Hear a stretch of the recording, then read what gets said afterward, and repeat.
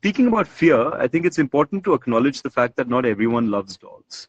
And I think being afraid of dogs is probably a good thing. It's not such a bad thing, right? Because uh, sometimes it's okay to be afraid of dogs because on the contrary, people who are not afraid of dogs will go and pull their ear, the dog's ear or tail or leg and then get themselves bitten.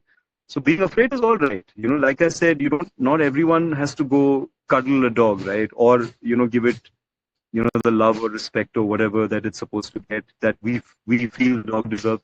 Just, I think the important thing is to just leave the dog alone. If you're afraid of dogs, leave the dog alone. And as caregivers, I think that's the least that we can do. That if we see that someone's afraid of a dog, just take the dog elsewhere, right? Just just apologize, and you say, hey, he doesn't do anything, but I respect your fear.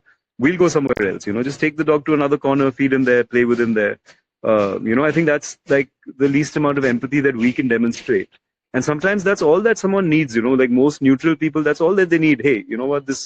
They just left, and he's playing with the dog in that corner. They've acknowledged the fact that I'm afraid. And when the time comes when there's some kind of conflict, these people will support you, saying that this guy is, I mean, he's always responsible and he's never troubled us. And there are many times in Munirka when I was living with 11 dogs in a DDA apartment.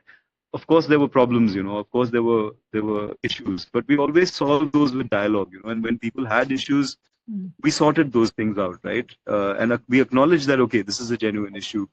Dogs bark at night, you're not able to sleep or whatever it is, right?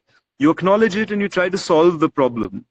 And then people come out in support of you saying that, okay, this person, I like the way they deal with this problem, and we support him or her. So I think it's important to acknowledge fear. I think we need to be okay with the fact that people are afraid. And I think it's a good thing for people to be afraid of dogs.